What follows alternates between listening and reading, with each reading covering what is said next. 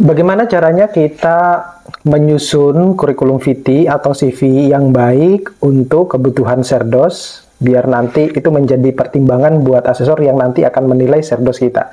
Tetap stay tune di channel saya, kita bahas ini lebih dalam.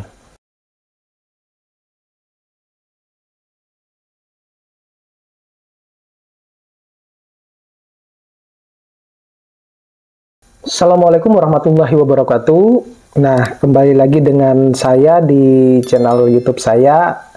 Nah, kali ini saya akan sharing terkait dengan kurikulum VT dosen yang dibutuhkan untuk kebutuhan Serdos ya, sertifikasi dosen, di mana ada salah satu komentar di channel YouTube saya itu menanyakan terkait dengan kurikulum VT yang baik itu seperti apa sih? Kalau dia punya publikasi yang banyak, apakah harus ditampilkan semuanya?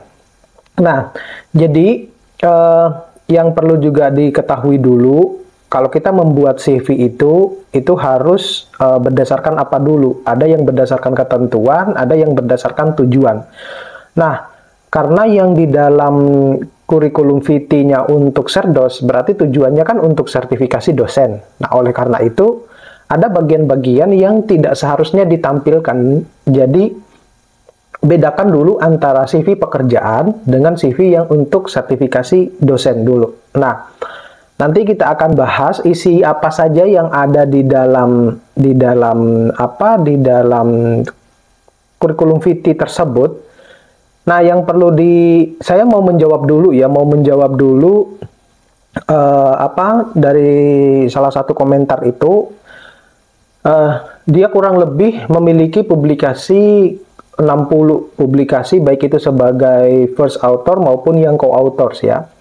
Apakah perlu harus ditampilkan semuanya?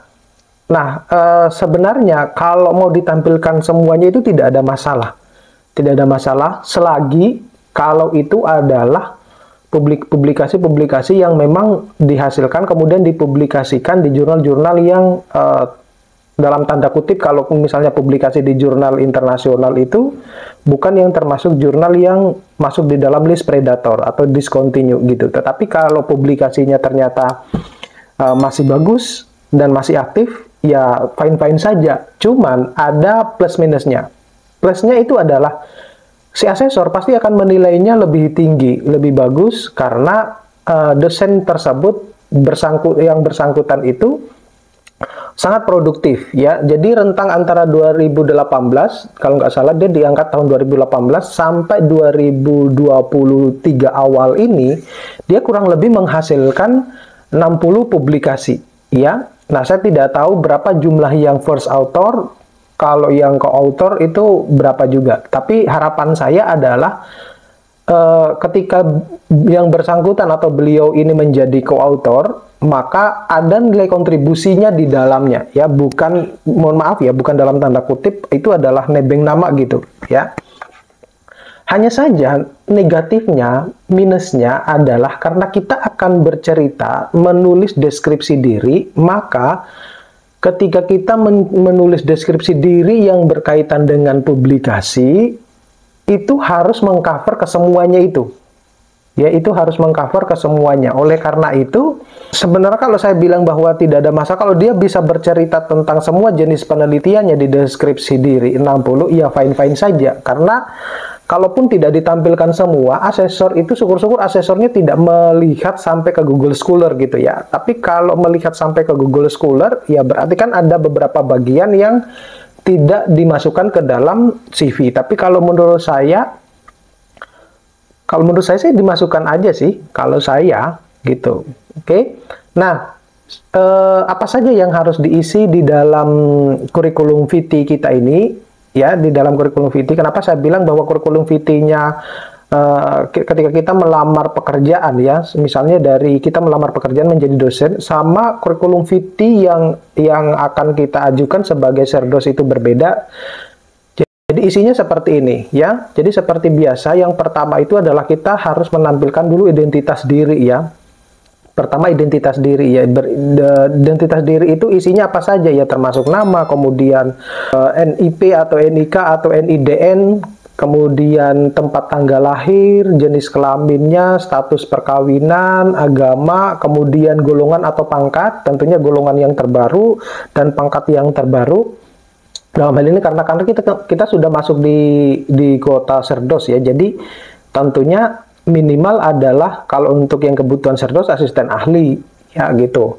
Kemudian jabatan fungsional akademik saat ini itu apa? Perguruan tingginya dari mana, alamat perguruan tinggi, kemudian alamat rumah, dan juga yang penting ini adalah alamat email. Usahakan kalau alamat email jangan yang alamat email yang privasi ya. Misalnya bla bla bla bla .gmail atau .yahoo gitu. Jangan. Tetapi usahakan alamat emailnya adalah alamat email universitas ya. Afiliasinya gitu loh. Ya, jadi atas nama saudara kemudian afiliasinya universitas gitu. Ya, dan saran saya untuk kedepannya karena kita itu sebagai seorang dosen, ya sudah kita menggunakan yang alamat afiliasi universitas masing-masing. Kemudian riwayat pendidikan perguruan tinggi, ya, jadi riwayat yang namanya perguruan tinggi berarti kita masukkan mulai jenjang perguruan tinggi mulai dari S1, S2 ataupun S3 gitu ya. Kemudian ini yang penting, pelatihan profesional harus ditulis. Nah, pelatihan profesional itu, kalau saya kembali dulu ke riwayat pendidikan ya, kalau riwayat pendidikan itu dimulai dari yang S1 dulu. Nah, tetapi ketika yang pelatihan profesional dimulai dari tahun terbaru dulu. Dimulainya dari yang tahun terbaru. Jadi nanti mengerucut sampai yang tahun terlama gitu. Jadi, kalau misalnya saya contohkan ya, yang komentar di channel YouTube saya, dia itu kan diangkat tahun 2018, kemudian sekarang sampai 2023 ini. Nah, kalau di awal 2023 dia punya pelatihan, ya udah yang tahun 2023 dulu yang ditampilkan, nanti terakhir yang 2018, semacam itu. Kemudian pengalaman jabatan, ini penting sekali, bukan sebagai jabatan panitia ya, kepanitiaan bukan, ya, tetapi pengalaman jabatan itu ketika saudara sudah pertama kali diangkat, kemudian mungkin beberapa bulan ataupun beberapa tahun itu Anda sudah diangkat misalnya menjadi kepala bagian apa gitu ya, atau wakil administrasi bagian apa gitu ya, departemen bagian apa gitu maksud saya, apakah itu adalah kaleb gitu ataupun kajur dan lain-lain gitu kan, banyak ya departemen-departemen yang ada di universitas ya.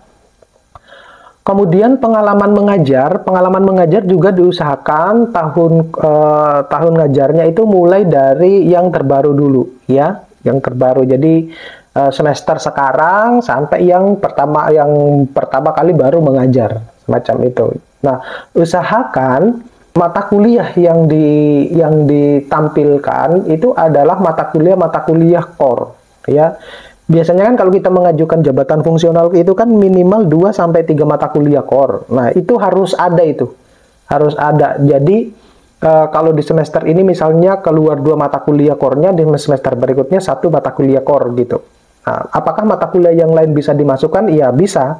Tetapi jangan sampai hilang dari setiap semester mata kuliah core-nya tersebut. Ya, karena mata kuliah core itu kan kita ceritakan juga di deskripsi diri. Nah, kemudian kita membuat yang namanya pengalaman, ada juga pengalaman membimbing mahasiswa. Nah, pengalaman membimbing mahasiswa ini, nah itu kita tulis mulai juga dari tahun yang terbaru.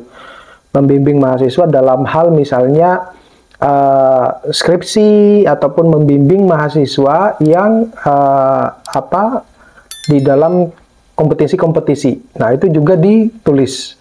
Nah, ditulis di situ. Kenapa demikian? Nanti akan saya upload juga bagaimana caranya kita menyusun deskripsi diri gitu ya. Nah, di dalam deskripsi diri itu saya menekankan ada bagian yang merupakan senjata utamanya kalian gitu di situ. Tapi nanti di deskripsi diri saya sampaikan.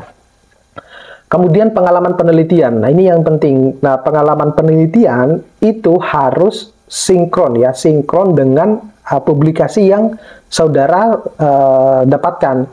Jadi kalau misalnya satu judul itu bisa menghasilkan beberapa publikasi, nah itu ada sinkronisasinya gitu loh. Gitu. Jadi jangan sampai misalnya tidak ada penelitiannya tetapi publikasinya ada gitu. Nah, kalau misalnya data-datanya didapatkan misalnya dari data primer ataupun data sekunder, karena banyak juga ya data primer maupun sekunder itu yang bisa kita dapatkan secara online, terutama kalau yang bergerak di bidang artificial intelligence gitu. Itu kan data-datanya tidak harus kita terjun ke lapangan gitu untuk mencari data, enggak ya. Jadi kita tidak terlibat langsung di dalam ini. Nah, itu yang harus sinergis dengan apa artikel-artikel atau publikasi-publikasi kita. Nah, yang berikutnya itu adalah karya tulis ilmiah. Ini yang terpenting, ya.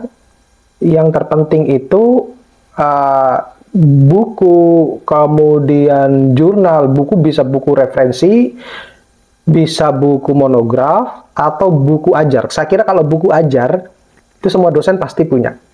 Oleh karena itu ditampilkan di sini. Ya, jadi karena di sini itu adalah poinnya itu kan ada beberapa poin ya, A, B, C gitu kalau untuk karya tulis. Misalnya buku dulu yang ditampilkan, kemudian jurnal dulu, habis itu apalah gitu ya, atau proceeding, ataupun poster gitu, atau makalah gitu. Nah, itu ditampilkan di situ ya, ditampilkan semuanya mulai dari tahun terbaru juga. Cuma tadi ingat, kalau Anda mau menampilkan semuanya, itu Anda harus juga bisa bercerita, mengcover keseluruhan dari apa yang saudara dapatkan di situ, ya. Kemudian ada makalah, ada penyunting atau reviewer. Reviewer dalam hal ini bisa kemungkinan misalnya saudara itu reviewer di jurnal mana gitu, atau reviewer apa, misalnya sebagai reviewer jurnal saja. Nah, tetapi yang perlu juga saudara ingat itu adalah apa yang ada di CV ini itu harus saudara upload di Forlab Diktinya, ya, harus diupload di Forlab sebagai bukti gitu loh. Kemudian ada peserta konferensi atau seminar, lokakarya, simposium, nah gitu, itu ditampilkan juga. Kegiatan profesional dalam hal ini adalah pengabdian kepada masyarakat, juga itu harus juga ditampilkan. Kemudian ada piagam penghargaan. Nah, biasanya saya nggak tahu ya kalau di kampusnya Bapak Ibu, tapi kalau kita di kampus saya itu ada piagam penghargaan pengabdian sudah sekian tahun mengabdi misalnya di kampus tersebut, kemudian piagam penghargaan karena mendapatkan hibah dikti gitu ya, dikti, baik itu penelitian maupun pengabdian, ataupun hibah-hibah yang lain, ataupun penghargaan-penghargaan yang lain yang menunjang karir dosen kita itu.